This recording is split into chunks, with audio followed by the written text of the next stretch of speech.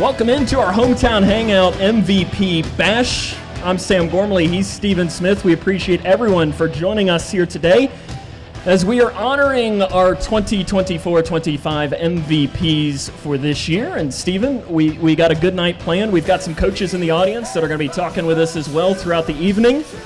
And apparently an assistant coach is even walking in the building. He's probably going to think he's going to get a chance to be interviewed as well, but I don't know that the people are ready for that. Yeah, maybe a little bit too early for Brett to get a mic tonight. I don't know that the people can handle when Brett Johnston is here for the mic without question, but he is in the building. We got Coach Travis Johnston here as well. We've got Coach Mike McClintock, and who knows who else can show up. Jake Clemens is here as well. But it was really, I think the only word that we can use to describe this past season for Grayson County sports was it was an outstanding season across all sports. Yeah, it really was, Sam. You had a lot of success in a lot of different sports. You started off football, volleyball, then you went into the winter sports, into the spring. Just really good time to be a Cougar. Without question, and we're going to kind of bounce around, recapping some of the sports as well this year. We've got some of the MVPs here in the audience as well.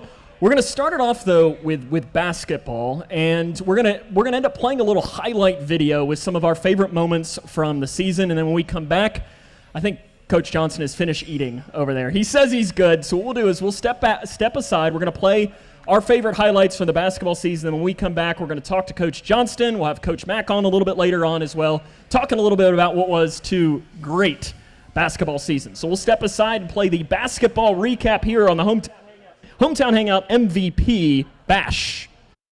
Into the backcourt to Jack Logston. He'll have it with 10 seconds left. Cougars trail by 1. Off to Langdon. Back now out to Logston. Now into Martin with 4 seconds to Robinson. Back now to Logston with 3 seconds. With 2 seconds at the gun. It's good!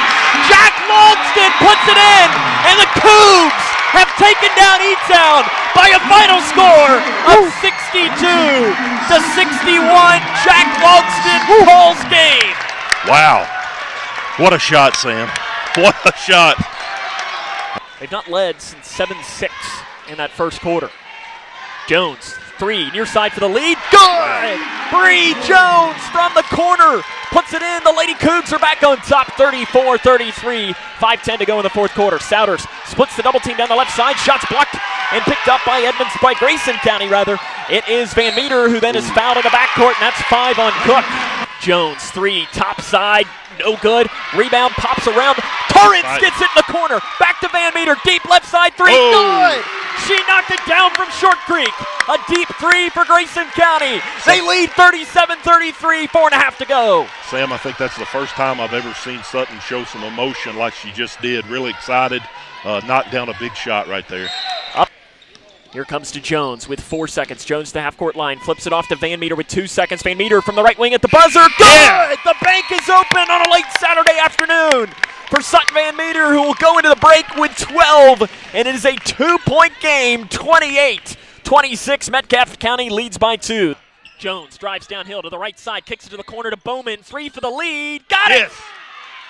Bowman gives Grayson County the lead. On the other end, Lawson, transition 3, left side. Yes. Good. Halfway through the fourth quarter, Grayson leads by 1. Higdon, right side, open 3, Whoa. Good! Kyle Higdon, they left him alone, and he makes them pay on the inside with his first 3 of the season. I was just thinking, Higdon really been a difference maker down low, being scrappy, getting rebounds. Knocking down that 3 was definitely a big one too, Sam. Huge 3. Up Jones, jump pass to Bowman. Corner 3 to tie, got it! What a shot. Peyton Bowman, ice in the veins, 57 all, 2:30 left in the ball game. Steals the ball with 5 seconds. Langdon still keeps it, gives it to Bratcher on the right side, lets the defender go by, 3 at the buzzer, good! Zach Bratcher, a massive 3, and Grayson County takes a 40-33 lead into the halftime break. He gives it off to Bratcher. Bratcher layup, 101 for Grayson County. 101-57. The Cougar faithful are loving it for the first time this century. Ball deflected. Bonnock takes it away on the inside. Here they come. Bonnock bounce pass to Robinson. Reverse layup is good. This place is nuts. Van Meter stops her dribble. Bounce pass back up top now to Jones. 3 from the volleyball line. Good! from way deep, Bree man. Jones. That one was from Cromwell, Sam. Oh, my goodness. That one might have been Man. Caneyville. What a shot. Zach Bratcher 4 of 4 from 3 in that There you first go. quarter. Off the screen, Bratcher, is he 5 of 5? You better believe it. Zach Bratcher, a new career high. He's got 15 points. He's the reigning Hometown Hangout MVP. He might be the first one to go back-to-back. From the baseline, his jumper, no good. Rebounded on the floor by Grayson County's Armstrong. Down the near side of the floor with 2 seconds. Armstrong, runner at the lane. The basket's good. No, is it? No. It is good for Brody Armstrong. The basket's good at the buzzer. They count it. Grayson County wins at the buzzer by a final score of 86-84 in triple overtime. Armstrong being mobbed underneath the basket. I didn't know if it went or not. It does. Grayson County 86, Davis County 84. Number 1 in the region goes down. Armstrong wins it at the buzzer. Gives it up now to Jones with 5 seconds. She takes a peek at the clock. 32 to 23 seconds. Jones at the volleyball line. Doesn't realize the time. Throws it up at the buzzer. It's good. Doesn't count. It does. Yes. For Bree Jones. What a shot for Bree. Off balance. Runner from 3. It was a 3-point flip shot, and the Lady Cougars lead by 15 at the end of the first half of play. Somebody better call Sports Center for a circus three-pointer by Bree Jones. Strong outlet pass to Logston. Here goes the run-out dunk for Jack Logston. Unselfish. Yeah, There's a trap at the half-court line. Logston takes it away. Here comes a run-out for Logston. Give another! Jack Logston, a dunk down the right side. They give it into Jack Logston. Logston is trapped up the sideline. They got to just cross the timeline. They give it to Landon Haycraft into Bratcher, and that will do it. It's a Jordan year for Grayson County. They win their 23rd district championship in program history and their first since 2022. Pandemonium erupting on the sidelines as the student section storms the courts and are partying. They're lifting Chase Bonnock up in celebration. Final score, Grayson County 70, Butler County 61. And Logston just takes it right away. Cougars have numbers. Logston drives down the right side. Dunk! Let's go! On the right side, Let's and go! he's fouled. Woo! And one dunk, man. What an awesome play by Jack. You could tell Spencer was running up and he was open, but Jack kind of set his sights at the hash mark, went up and dunked that one, drew the foul. Just a phenomenal play by number 24, Jack Logston.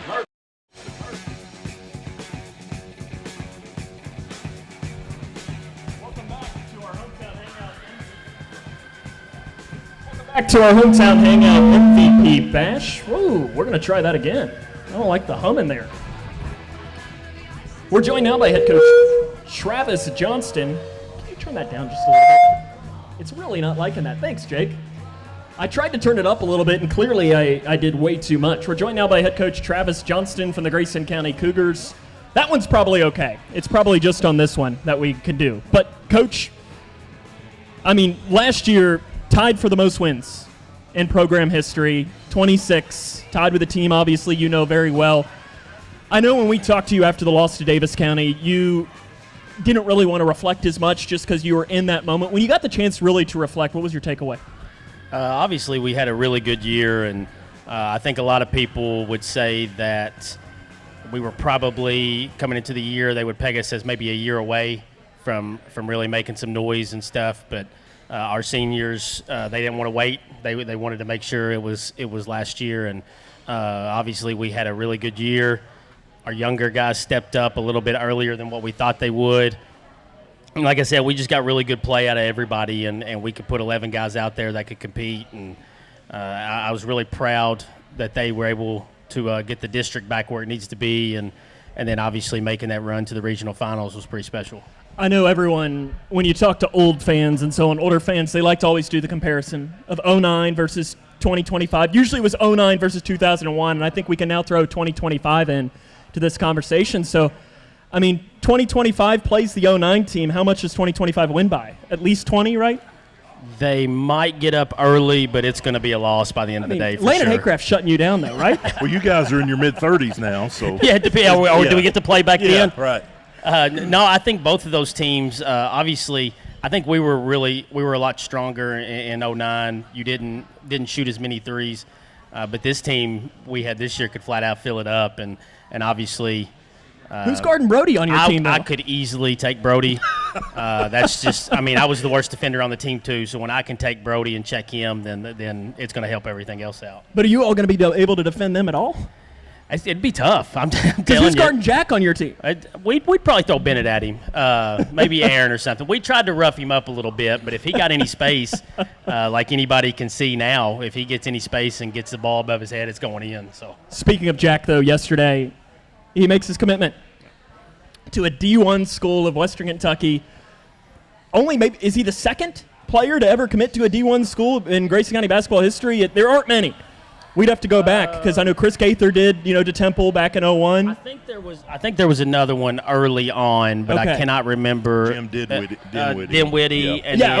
But he was Leitchfield High School, I guess. Yeah, okay. Yeah. Well, like you said there, it may not have been in Grayson County. There may not have been, but I want to say I don't know where Jimmy Goff went off the bat, but there's not very many. If it's any, there's just one more guy. So. But what's that mean to your program, but also to Jack? He's now going to be playing on the Hill in a couple of years, D1 basketball. I think that was kind of his dream school scenario in a way. Obviously, that Western's a really good basketball school. I know they're top 20 18th all-time wins, all-time wins, and they've had great success here lately. And I think that's kind of being 45 minutes away from home. That's his sort of dream school, and that's not to say that he couldn't got a bigger offer or anything like that, but Western did a heck of a job recruiting him, showing up to all of his games at the Western camp, at the Lexington Catholic thing, and Jack just felt really wanted, I think, and I won't speak on what he thought as far as going into it, but that's one thing I could tell is I think it meant a lot to him that they showed up a lot and kept in constant contact, and then again at the end of the day, it's right down the road. A lot of people go there. You're going to know a lot of people from Grayson County that's going to be there. And I think it's just kind of a perfect scenario that he didn't want to wait to say yes to. I was watching, Sam gave me a little sneak preview of that highlight video that he put together. A couple things I recognized from that. One of them that we talked about a lot throughout the year was the support that you had on the bench. Obviously, you had the assistant coaches, a couple of them here with you tonight. But the players that were on the bench at the time were just as involved as the guys on the floor, and I think that speaks to the culture and the chemistry that you had with this team. Yeah, of course, the assistant coaches didn't do a whole lot. They were, they were decent, but especially the other Johnston, right? Yeah, Daryl Meredith really brought a lot. I think we can all agree. No, obviously they did a great job in game planning and helping us and making sure anything during the game that I would ask, but. One thing that stuck out to me is this summer or this spring, talking to Trig Payne, kind of talking to him, just saying, hey, you're going to have to lock in a little bit more this year because we're going to need you. We're going to need you on the floor for longer spurts. You're our biggest body, all that stuff. And he kind of looked at me and he said, well, but Coach, I had a lot of fun on the bench last year being down there cheering it on. I was like, well, that's great. Now you can have fun on the court. And then when I sub you out, then you can have fun. So that's just going like what you said. I mean, they all had a great time cheering each other on, and it didn't really matter who the success went to. It was 1 through 15 altogether. Sam sent us a list earlier today that had all the Hometown Hangout MVPs on there, and I got to looking back and was thinking about some of the games, and some of those clips were in that video there. Kyle Higdon at Evanston County, when he came in, I think the three-pointer. Massive three. But to me, the rebounding that he did in that game, then you had Zach Bratcher lose his mind, I think, at Butler and at home against Greenwood. A lot of those things kind of start rolling back in your mind. Obviously, Zach with a graduating senior. But then you talked about Trig and the younger guys stepping up. I think the program is in a pretty good place right now. Obviously, even though you're losing a lot of experience, some of those other guys are coming in to fill those roles. Yeah, and, we had a lot of injuries this summer that didn't get to showcase necessarily all of what we wanted those guys to be able to do. But going back to Zach was we put him in the starting lineup when Spencer was out at Butler County. We lost, but he played well.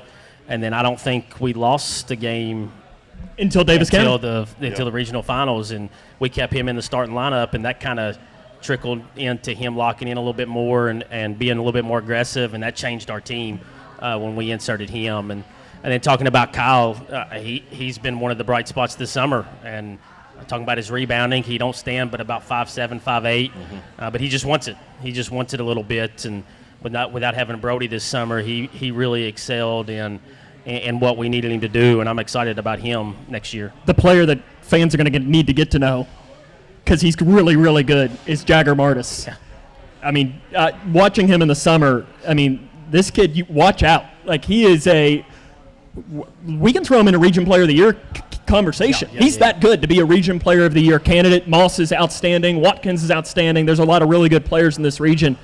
But when you add him in, expectations for this year are unlike anything that they've probably been maybe ever. Yeah. How do you use him to help get those expectations to get to Rupp for only the fourth time in program history?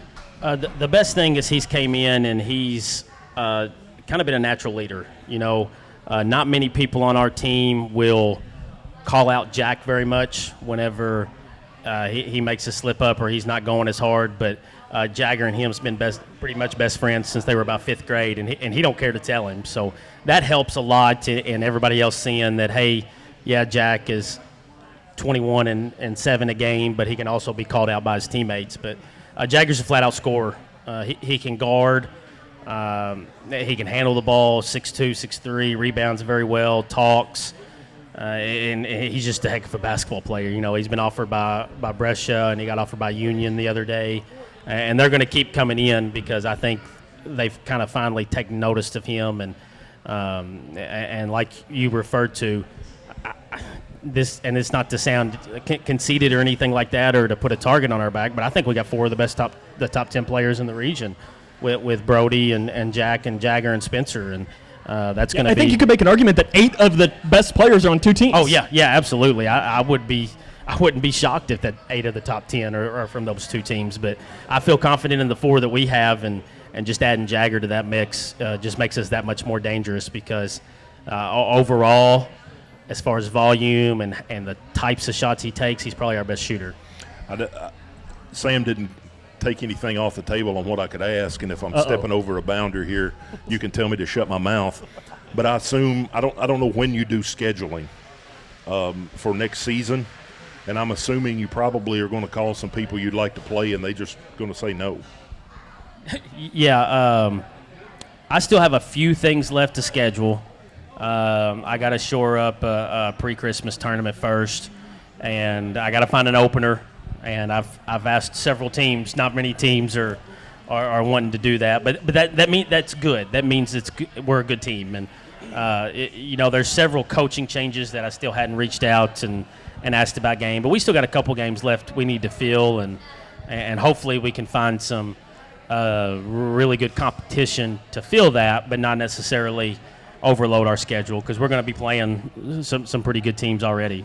I told, and we'll talk about this with Coach Mack, probably going down the stretch right before the district tournament, I told him, I confessed to him, I said, I thought you were crazy with the first 2 games that we played against Callaway County and Bullitt East. Yep. Such bad scheduling. And they were just fantastic. And I said, but it looks like it's paid off because we went on a few runs with the girls' side.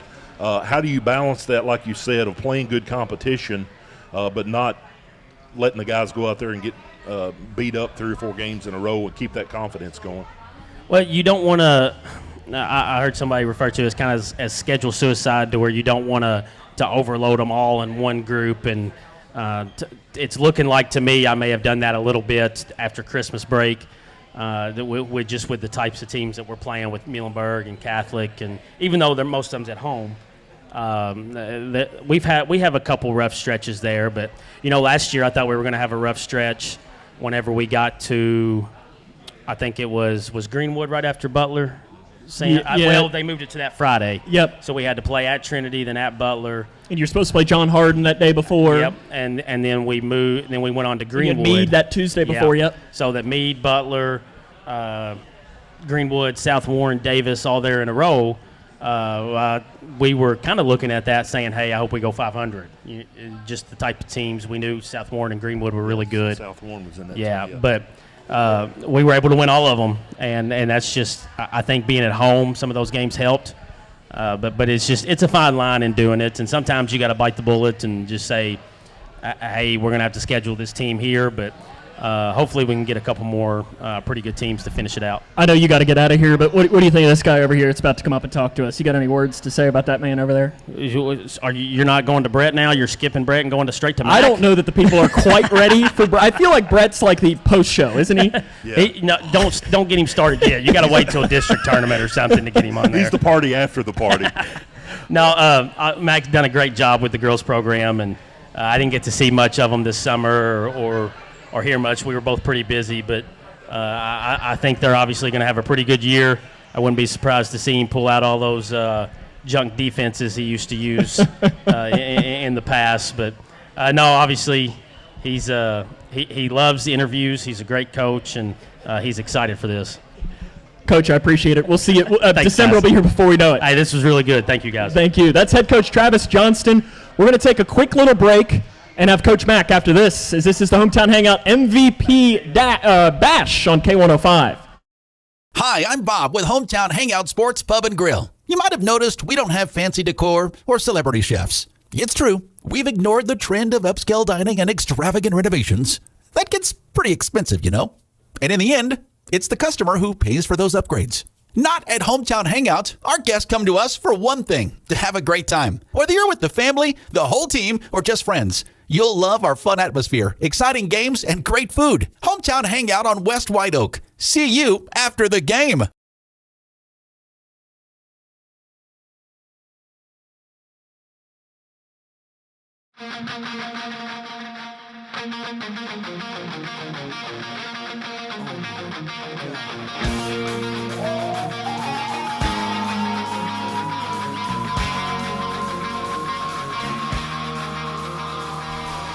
Welcome back to the Hometown Hangout MVP Bash. We're joined now by Coach Mack from the Grayson County Lady Cougars. He's missed us, haven't you? Sure, yeah. At least you're honest. I love this kind of stuff. Now, he got to take some shots at you. Do you want to take some shots at him now? I can't say anything when we coached against each other, I sure don't have a winning record. I'll just put it that way. So it's hard for me to say anything about it. Your season was outstanding. I think last year, you think you got back to the region tournament again, but you did the thing that you haven't done since 2017, which was pick up the win in the region tournament in what was one of the better basketball games I've seen. Double overtime against Ohio County. You probably would have preferred it not going into double overtime, but when you got the chance to think back at that season, what were the takeaways? Well, it's like you already brought up our first two games of the season. That they were awfully good teams, but I got to thinking today that before going into January, we were 4-7. And after January, we went 16-4. So that's a credit to the girls, the leadership that was on the floor and everything. So, we got better as the season went along. That's what we wanted to do. We were disappointed we didn't win the district, but, Sutton went down in the semifinal game, and that kind of hurt. It didn't kind of hurt us. It hurt us. But, we had people step up, and then against Ohio County, we had people step up.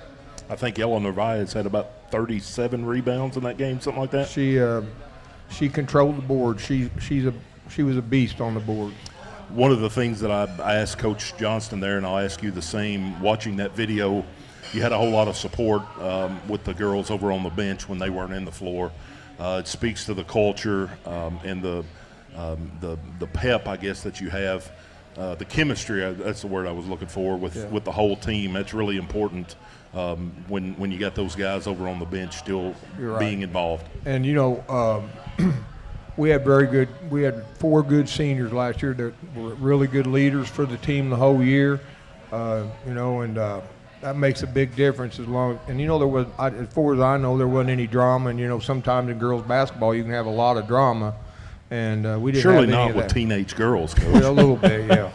A little bit, and I'm getting too old to realize it, so they could probably be doing something wrong in my nose, and I don't know. So, no, I was really proud of them. Like I said, I knew our schedule was going to be tough before Christmas, and then after the LIS down in Allen County, I thought we really came on, played great together, and, the one game in the the 4 and 7 that we come back to win was Edmonson County, which I think ended up being a big game for us because I think we were down maybe. I mean, I can't remember 7 or 8 at halftime. I think 8 points, sure. yeah. Yeah, and we come back and just because the girls wouldn't give up, and it wasn't nothing had to do with coaching. Is that they just would never give up. You mentioned Sutton. She's one of your seniors. You have a great group of seniors. I know Carla's sitting over here. She's somebody that, culture-wise, that's tough to replace, but you've got a nice young core as well. I'm looking at one now straight ahead. I don't know if you know that one, Steven, the one straight ahead. You may have seen her once, right? I'm not going to say anything to embarrass her, Sam. Isn't that your job? Daddy loves you, Hannah. There we go. There we go. But you lose a lot, but you've got a nice young core. Yes. When you look at that young core, what do you like? Well, I like the one sitting over there. She ended up having a good summer, finished strong. Of course, Bree had a great summer. She's playing really well. I thought our 2 seniors played well, Lucy and Lexi, and then I thought Peyton and Jordan really picked it up. When they hit, those 2 were counting on threes with Bree, and when that happens, it opens a lot up for Hannah and Lucy inside, and that's where they're strong at. So I feel like we're okay, but we're awfully young after that. I even think some of your young talent, though. I know Kenley Kuiper. She played really well in some of the games. You've got the little Joneses. Yeah. You've got both Kinley and London. Right. London is probably the one person I would not want to guard me. No. She might be small, but she is feisty when it comes to defensively. I call her a demon on defense. That's a good way to describe I it. tell you what, she reminds me of them gnats that fly around the horse's eyes. She just bothers you. So that's. And she was guarding some pretty good players down there at Western, and she held her own. She just bothered them full court. Girl would have to give the ball up, and it never got back to her. Did you have a favorite moment from last year? Say what? A favorite moment from last year? And it doesn't even need to be on the floor. It could be something off the floor or anything that really stands out. Probably sitting between us after the games. I mean, those are the highlights of the night, I'm sure. Right, sure. That's a long walk up them things for me because I'm not real good at this. But no, the main thing I really enjoyed was being around the kids. They made it fun for me to come to practice every day, and they could get me to laughing. Most of the time, they had smiles on their faces, even if we'd have a tough practice or something. But then I was very disappointed that we didn't, win the district. But I was so happy for these girls for winning that first game of the region. When you look ahead to next year, we mentioned some of the younger players like Hannah, like Bree, that you're going to be looking at to continue to grow. Your schedule, you've got some tough games on it again. Yeah, I didn't do the best in the world again. But again, that helps you come February where you're going to be playing at Butler County with a chance to go back to the world-famous Sports Center. Those are the moments that pay off because, we've talked about this with Travis many times, is you can go 0-30 in the district and still win the state, 0-30 in the regular season and still win the state title. Right. It doesn't really matter what you're doing. All that matters is that one night in February. But how do those games prepare you? Well, I'm thinking it made us better last year, like Steven said, after we played them first 2 games, because he did tell me I was crazy. And, and after we played them 2 games, I agreed with him. And, that some of the teams we played down there in the LIS, and then we played, I believe it was Cumberland and Metcalf on the same day. That wasn't the smartest thing to do either. Yeah, that was 2 tough teams. Yes, in the fourth but played really well in the second game against Metcalf. Yeah. Almost won the game. Went to overtime. And that's the I'm just happy that I was given the privilege to coach them because, like I said, they were a great group. I think you look at the district next year, and I think we could all agree. I think it's wide open. You still got Carrie Ann Williams at Edmonson County, already signed with Campbellsville. That's probably, I guess, if you picked a preseason player of the year, she would be the one. Yeah. Then you got the Souders also. Yeah. Then you go over to Butler County with the Wilson and the Skaggs girl. Right. And then those younger girls that are coming on down at Whitesville, Missouri. That's their names. I saw them this summer. Yeah. But They've really improved. Yeah, but there's some names at Grayson County that I think people are going to have to recognize too. Yes, I do too. Bree being one, Hannah being one, and like I said, you can't count Peyton or Lucy, I think, has been playing great. Lucy has almost gotten to the point where she's almost like Ella on the boards. And that's a compliment. Yes, and she's physical. Lexi's the same Lexi. She just battles you on defense and gets everybody pumped up. So I'm looking forward to this year. You mentioned Jordan Perkins. I think it was that first game that you put her in against Logan County down at Brescia, and Lexi started. Jordan was, I guess, sixth man coming off the bench. And I think she led us in scoring that first half. I think she had 2 threes and a layup maybe. Really was impressed with how far Jordan had come. Yes, and we talk to her every day about what she needs to work on. She knows, and she'll do it. There was one game I think that was Bowman. I think that had the 6 threes down at Bowling Green or somewhere. So, I'm looking forward to them, and I just hope everybody stays up. Even though, like I said, we got a pretty tough schedule. Coach, we can't wait for it. Appreciate you coming out here tonight. No problem. And hopefully we'll have a lot more MVPs next year as well, as we look forward to that. Yes. We're now going to step aside and we're going to play a football highlight video. Going back to some of that, Jake Clemens is going to join us as well as we will continue the Hometown Hangout MVP Bash after this. Offset I formation, Chafin's under center. Pitch to Hanshaw as he comes down the near side, blocker in front of him, runs right through one man, dives towards the goal line, touchdown Cougars! Caden Hanshaw from 4 yards out, and Grayson County strikes first in 2024 with a 4-yard touchdown run by Hanshaw. Grayson Chafin's to the right, Shane Hall and Jet Hawkins down to the near side. Hanshaw will also go out to the right side. Hawkins on the sweep to the near side. They are going to fake the handoff to him. Throwing, looking to Shane Hall. He got it. Dives towards the goal line. He is in the end zone.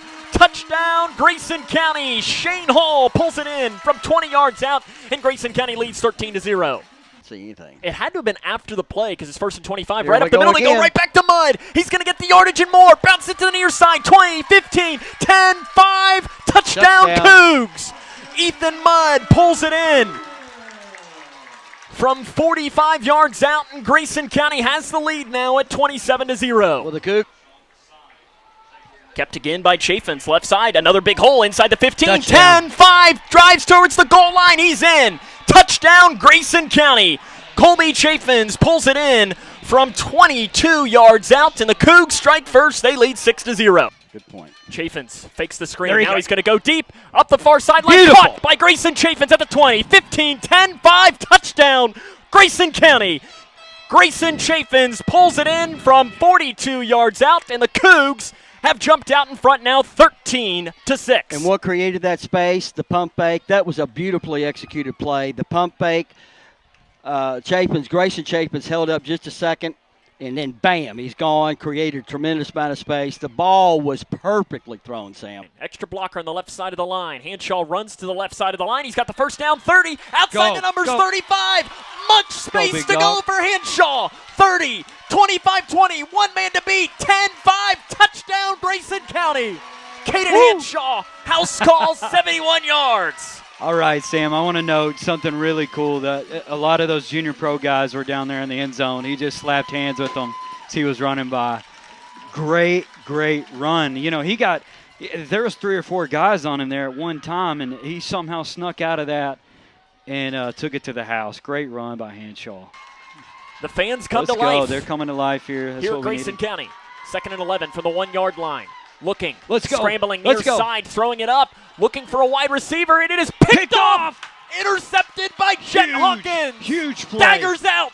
Grayson County survives! Let's go. And Sam, one thing we want to make note of, we had all kinds of orange jerseys back there in the end zone, causing that pressure. He had to just throw it up, and great play by Hawkins. Great play. Yards. 1 minute now remain in the game. 28-16, Grayson leads. Lee is sacked! Coming around the edge, Caden Hanshaw drops him for a loss on the play. Man. It's the deep back. It's a pitch, Oh, fake play. They'll toss it back to Chaffins. Wide They throw open. it up. Grayson Chaffins wide open. Caught at the 25. 15, 10, 5. Touchdown Cougs.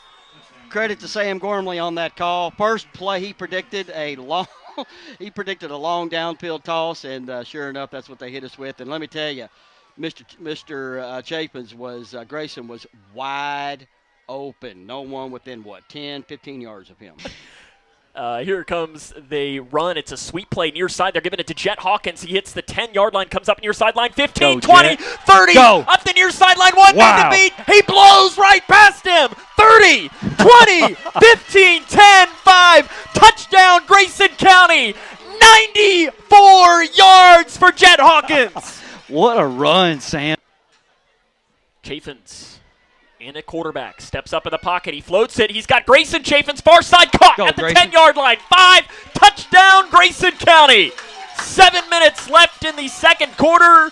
And you can run the clock because the Cougs now lead 43-6 against Breck. Kick is picked up by Hawkins at the 27-yard line. He goes right up the middle, up to the 40-yard line, goes far side 45. Space to work up the far sideline. There he goes. Go. 20, Go. 15, 10, 5. Touchdown Grayson County. Jet Hawkins celebrates with the kids underneath the goalposts. Here comes the kick from Mungia. A knuckleballer's picked up on the high hop at about the 13-yard line by Grayson Chaffins. He hits up to the 25, to the Good 30, running up lane. the middle, Go. to the 40, to the 50. Go. One blocker in front of him. Grayson Chaffins breaks it to the 30, 20, 15, 10, 5. Touchdown Grayson County. Grayson Chaffins kickoff return to the house. Let's go, Sam. Man, what a great run by Grayson Chaffins there.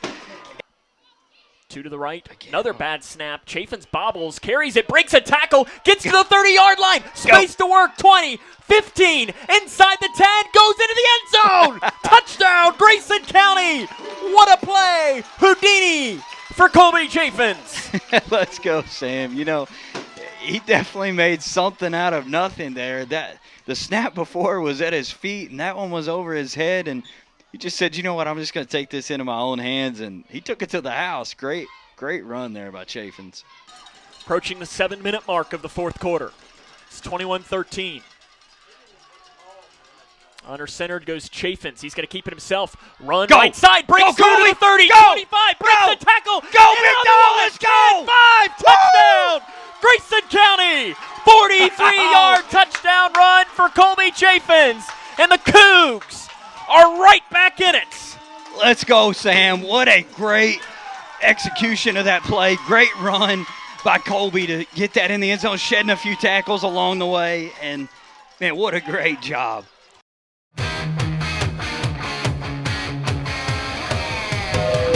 Welcome back to the Hometown Hangout MVP Bash. Sam and Steven now joined. Oh, why is it doing this again? Would you mind turning that down a little bit, Steven? I don't know why it's what we're having so many issues with. I think it might be my microphone it's really not liking. But we'll do it. Jake Clemens now joins us as well. He joined us on the football call. I guess what you did maybe 5 or 6 games, I think, with us last year. And Yeah. I know we had a lot of fun, and I hope you did as well.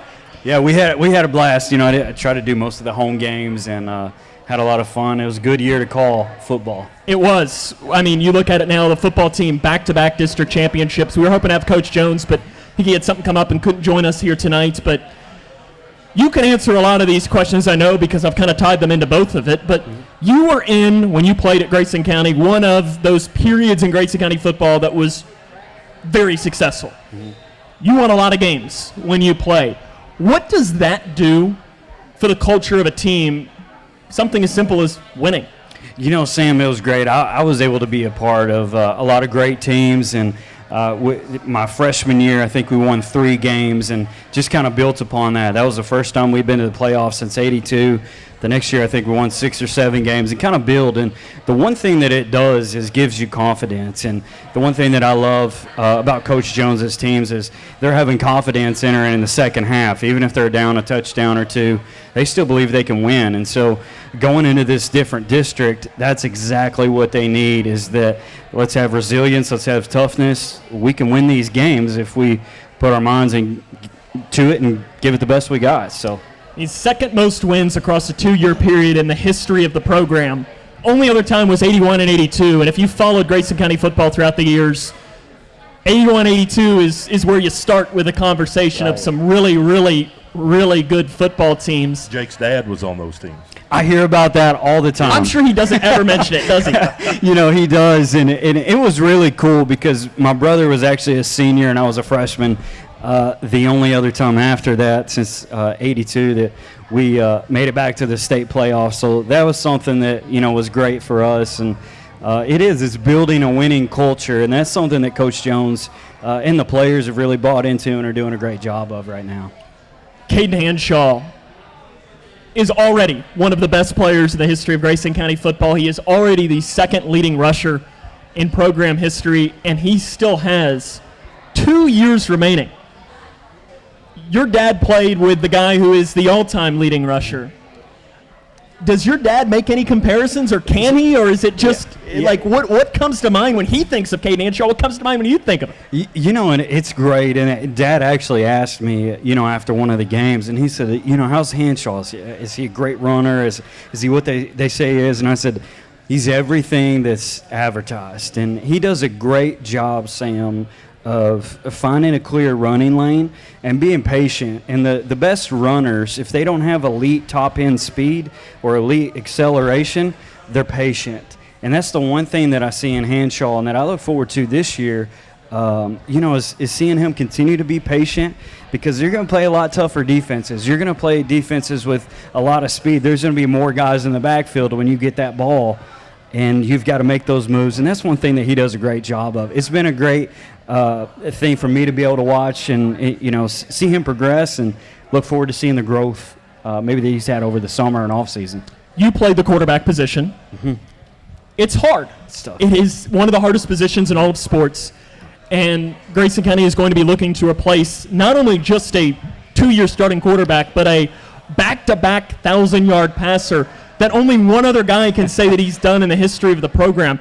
Those are huge shoes to fill. Grayson's going to be looking to either Jake Bratcher or Trig Payne. They're going to be in a battle this offseason. But for a fresh starting quarterback trying to fill the shoes, do you even have to have the mentality of filling the shoes, or is it more just you got to be Jake Bratcher or Trig Payne? Yeah, that's the advice that I would give him, is you have to be who you are. One of the battles I was in, Hunter Gary actually ended up beating me out. Awesome quarterback, one of the best to come through the program. And that was one of the things that Coach Smart told us. We were different in the way that we operated, and he was a great quarterback. And that's the one thing that I would say to Jake is be who you are. You're not going to be Kobe. Don't try to be Kobe. As if you try, you're just going to be number 2. He's always going to be number 1. You'd be number 2. So be who you are and be the very best that you can be. And just focus on the little things, because when you take your focus at quarterback and you put it on anything else rather than executing, that's where you begin to mess up. And that's where you see a lot of times quarterbacks trying to do too much. It's kind of like on the basketball floor when you got a guy trying to drive to the basket and he forces something up he shouldn't. Very similar in football. You're trying to force the ball into a window that's not there, trying to run it, and maybe a hole that's not open. So be who you are. It's a tough position. Yeah, I'm just kind of looking at the football field from the fan perspective. But what's most you list all those accolades. You got Caden Hanshaw running the ball several plays. You got Kobe Chaffins. You got Grayson Chaffins. What blows my mind with these guys is they punt it. All they're doing is flipping around. They're playing both ways. And I'm thinking somebody like Caden Hanshaw that's carrying the ball, 20, 25 times a game, and then he turns around and he's playing linebacker or defensive end or whatever he played. But it's got to be tough on those kids. But man, they got to be strong, both physically and mentally, I think. And that's a great point, Stephen. And as a football player, same thing with basketball. You want to maybe a couple-minute blow, but you're ready to get right back out there just because you're a competitor. And that's the one thing that I see in Hanshaw, and I believe is going to be crucial in leadership. Is being a junior, is really pushing those guys around him to let's dig in, let's be who we are, get a break when we need it, and then come back in and fill those gaps. You mentioned, Jake, the schedule and the district. Listen, you're nothing against Bullitt Central, Moore, Seneca, and North Bullitt. You're not playing them anymore. and it is a much more difficult schedule.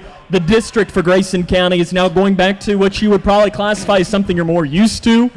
You're in there with Greenwood, you're in there with Warren Central, you're in there with Barron County, and then you're in there with a school that I don't know if you've ever heard of called Bowling Green. Yeah. They've only won, I don't really want to mention that they've won 2 straight championships because that's taking a shot at me and my Cooper Jaguars is who they've beaten back-to-back years.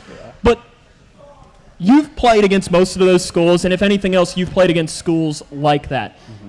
To me, one of the biggest keys is, and I know Coach Jones has mentioned this before, is when you're playing a Bowling Green or when you're playing in Owensboro, is you don't want to get off the bus down 30. You want to get off the bus with the same mindset as if you're going to play a Bullitt Central or a Moore or a Seneca. I know that's not easy, but how does that get done? That's a great point, and I love you actually made that reference back in the season this year, and I love that because the mindset has to be that we're here to win. We play our best game, and a lot of times, Sam, this is what you have to say. We play our best game, they play their worst game. We can win. Or we play our best game, and they make some mistakes that we're able to capitalize on. The thing with state championship caliber teams is they're not going to make a lot of mistakes. When they do, we have to capitalize. And so that really starts with culture, too. So let's take a guy like Caden Hanshaw who gets in that locker room and says, okay, we got a tough competition tonight. Let's go fight. Let's go fight. And because you have nothing to lose. You don't. And a lot of times what you'll see and what we saw is usually we could play them good for a half. And then their depth, their threes were as good as our ones a lot of times because they got 100 kids on the roster and, they're just so deep. And so, but what we were able to do is say, okay, let's give it all we got. And then you capitalize on the mistakes that maybe they're having, and we put them on the ropes, and then the pressure's on them because, as you said, nobody expects us to win against Bowling Green. So when we walk out onto the field, if we have that mindset, if Coach Jones has preached that mindset, and one of or the majority of the team is in that same mindset, it's doable. I know Coach Jones always uses kind of 2 phrases with it, and I think it's a really good life lesson of you don't have to go play Bowling Green. You get to go play Bowling Green. Exactly. And then he always drops in the line of you get the opportunity to shake up the world. You do. Because nobody wants it. And, Stephen, I think that, just the get-to mentality is really good about just life in general. And I think Coach Jones is really good about life lessons. Yeah, there was a few times in my career that going, and whether it's basketball, football. It doesn't matter. It's the same thing. Yeah. You go up against a team that everybody that knew anything about both of the teams probably expected that other team to win. But it really comes down to on the field or on the court execution. Like you said, you may look for them to make some errors because they're probably coming in thinking we're going to win this one easy. Coaches are not going to let the kids do this, but, hey, who do we got next week? Because we're just going up to Leitchfield. Right. That'll be an easy one. And in those times when you get overlooked, man, it's awfully sweet whenever you run in there and steal one. And I think, too, we talked about this briefly off air. Sports prepare you so much for life. And the one thing that, it's going to prepare these young guys for marriage and for having children someday. And, when these problems are right in front of them, not to back down, but to say, I'm here, I'm going to fight. I've been taught to fight when I'm standing in front of something big. And, Stephen and I, it's similar to David and Goliath type thing. And, the background that I have and my relationship with the Lord, that was something that I looked at. And I remember standing across from, a guy 6'6" wide receiver, and I'm out here playing corner, and I'm 5'10", and D.L. Moore, he ended up going to South Carolina. And he was pretty good. He was pretty good, and it was a challenge for me. But I didn't say, no, Coach, I don't want to. I said, I want on him. Give it to me. And did he make me look like a fool? Yes, a few times, but it was fun. And so I think that the one thing Coach Jones is really going to do a good job of and has done is challenging the players. Let's come in and fight. Don't get off the bus down 2 touchdowns. Let's go in at 0-0, and then at halftime, it's 0-0. If we're down a few touchdowns, let's win the second half. Let's grow. I love that this year, too, and it's been a thing now for the last, 5 or 6 years that Grayson County opens up the season with a team that is it Edmondson? Is that how you pronounce it, Stephen? Edmondson, yes. Just down the road, yeah. But the Tobacco Bowl. And Jake, you know it. You played in the rivalry. There's nothing sweeter than keeping that tobacco stick painted orange and blue, and it has been painted orange and blue for a while now. The longest stretch that it has ever been painted orange and blue. And I'm sure if you ask those boys in orange, they're saying that it wants to. But I guarantee, Stephen, you know the people in Brownsville just better than we do. You know what they want more than anything? They want to take that. It's on their home field. They want to paint that on their home field and celebrate a win. It's a great way to start the year. Yeah, it blew my mind today when I saw, I don't know if there was a post about it, that the season's 2 months away.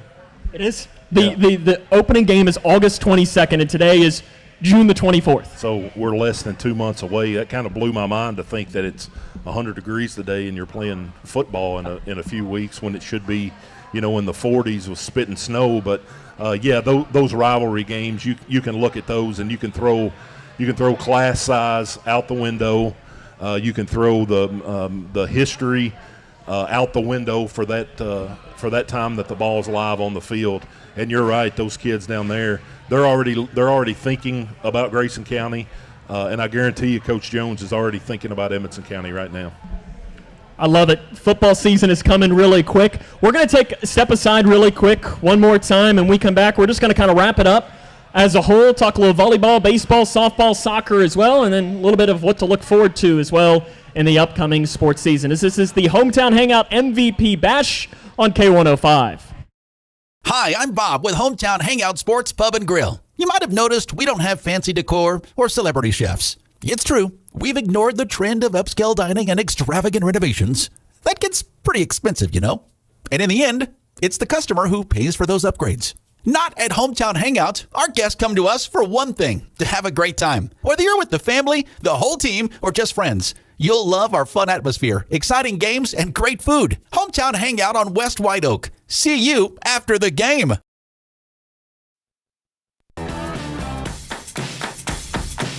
You're looking good just like a snake in the grass. One of these days you're gonna break your glass. Don't bring me down. Welcome back to the Hometown Hangout MVP Bash. We're going to rip through it really quick here. We're not going to waste any more time. Jake and Steven are with us. I know we had a good crowd here turn out, as well as our MVPs. I have them all listed here, and listen, we could be here for the next week listing off some of these. In boys soccer, you had Jesus Cruz and Will Johnston. In volleyball, Carla Childress, Hannah Penner, Abby Ray, Avery Decker. Girls soccer, you had Kinley Cook. Boys basketball, we mentioned a lot of those names. We mentioned a lot of the girls basketball names. Football, Shane Hall, got to talk about him. He is a great example of resilience, fighting back from an injury. Hannah is an example of that as well. We'll see, Jet Hawkins, Jimmy Lear, Ethan Mudd, Caleb Hubry, Winston Woosley. Baseball, you had Gage Napier, Landon Haycraft, Jet Hawkins, Levi and Case Rogers, the brothers. Both got it. Softball, Ellie Bratcher, Kinsley Chambers, Peyton Bowman, Elizabeth Haycraft. Stephen, you were there the night Peyton Bowman. She had an okay night. Yeah. Okay night against Edmonson County, where she had, 14 home runs and 17 RBIs. It was 2 home runs and 6 RBIs. She was 2 for 2 coming up in the 6th, I think it was. Edmonson County girl had just hit a home run. Peyton comes up and she hits a home run. It was the bottom of the 7th inning, 2 outs. Okay, okay. So the game's nearly over with to force it into extra innings. Then they come up again, and that girl hits another home run for Edmonson County. And I'm thinking, man, that's tough, which they ended up pulling away and winning. But then Peyton comes back up and hits another one out. My favorite, I would have given anything if I would have had my phone out and take a picture of her. She's giving the muscle man flex as she's coming around second base. But those are the type of things that these kids are going to remember their whole lives. And like we said with Coach Johnson, it's a good time to be a Cougar right now. Those are the memories, like you said. And Jake, I'm sure you could probably think back to 1 or 2. How many career interceptions do you have? Do you know that off the top of your head? No. I remember the moments. Do you know how many touchdowns you scored? No, I'm not. But you probably remember a specific touchdown. That's what I think. I remember the little moments more than I remember the stats. Probably the same way if I asked Steven. But it's those moments, and I think for a while I had those memorized. But as you get older, it's more of those moments, just running into the end zone and jumping into your guys' arms and celebrating together. She's running around, flexing, doing those things. That's what it's all about. I know you mentioned it specifically in football season. One of my favorite parts was when, and in a couple of those highlights, you saw it if you were watching, running into the end zone and celebrating with those junior pro kids. Yeah, super cool. Those moments to those high school kids, you know, it's just, they're just celebrate. But to those 8, 9, 10-year-olds, that is, like, I'm giving myself goosebumps almost just thinking about it because, you know, I was talking to one parent who said that, you know, their son got to high-five Caden Hanshaw. Yeah. And it was as if if I was saying I had to high-five Joe Burrow, I'd be like, it was a big deal. But I think that these kids are starting to realize that they are celebrities. Yeah. And that's tough to understand. You gave Jake the opportunity. You didn't give me, but I'm going to take some liberty here. Well, we were talking about successful high school careers, Well, right? that's what I was going to say. The most defining moment I think that you can probably epitomize of my 6 fouls in a game? high school. Well, that was another one in college. Not a very good high school career, but it did get to have some success in college. But both the district game my senior year of high school and then the Sweet 16 and the NAIA Division II National Tournament, the last play that I made on a basketball court, I fouled out both times to end my high school career and to end my college career. And it just really brought it all together and just culminated the type of player that I was. But I'm sure for both of you, and I know we've talked about this with you, Jake, right now you might not want to since it's 135 degrees outside, but I'm sure you'd give just about anything to go up there and strap it up one more time. Maybe not today, not tonight. And, Steven, I'm sure you'd love to go out there and play with your guys one more. Maybe 5 years ago, but yeah. Coming off an ankle surgery, I don't know that I'd Heather go back probably to play. will not let you. She wouldn't let me to, but it's amazing. One of the text groups that I'm part of is from college guys, and actually my first 3 years we weren't very good. My senior year we got to play and did really well, but those guys are the ones that I stay in contact with, and we text. We got one in Florida, a couple in Ohio, play with a guy from Texas, and I think there's one in Arkansas now. But it's amazing those bonds that you make with those guys. And you can go 20 years. One of my high school friends took me to the doctor a couple times with this ankle issue there, and it was just like we picked right back up where we left off. We can literally go a couple years without seeing each other, but you think about those guys that you went to war with every Friday night or every Tuesday and Friday in basketball. Those relationships are very, very, very powerful. I asked Travis this, Jake, but you saw the 2009 team up close. You watched some of the 2025 team. I mean, Travis Johnson's getting shut down, isn't he? You know what was crazy, and I remember an Edmonson County game in particular.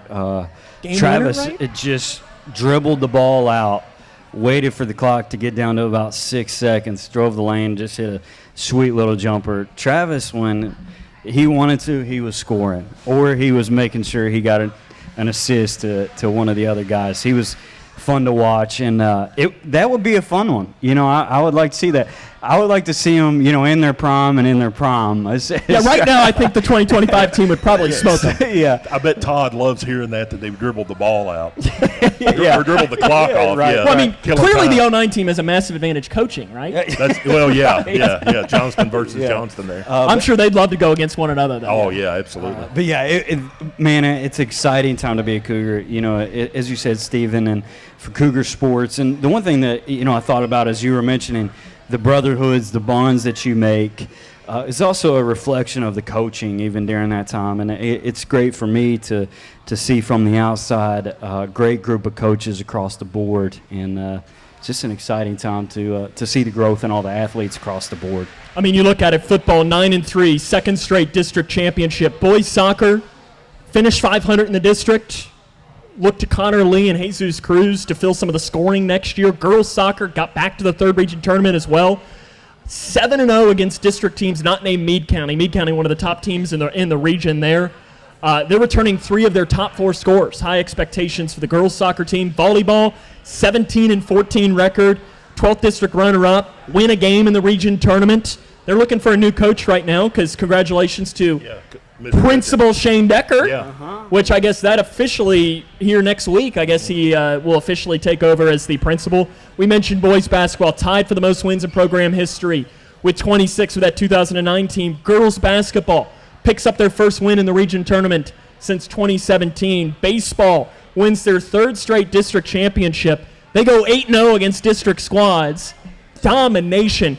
Gage Napier was phenomenal all season long. Softball, 7-13, lost in the district semifinals to Whitesville Trinity, who finished up as the region runner-up. So nothing to hang your hat on there. You had to play them on their home field. You mentioned it. The future is extremely bright, and August can't come here soon enough. Yeah, one of the things, if the folks are listening tonight, and I know we have the just unbelievably blessed in our community to have Sam and the K105 crew and Mark Buckles helps put on all that. And we love to see that number tick up online when people are watching. But, man, there's nothing like coming out to the field or coming out to the court. Go watch the volleyball team if you've never watched a volleyball team. Go watch the softball team. Obviously, for me, basketball kind of takes the cake. Football is very popular and stuff. But go support those kids because they're putting it on the line every night too, and they deserve to have a big crowd. So I just ask you people that are listening at home right now, go check them out. It's what do we say, about $5 to get in, and probably the cheapest ticket you're going to have for entertainment.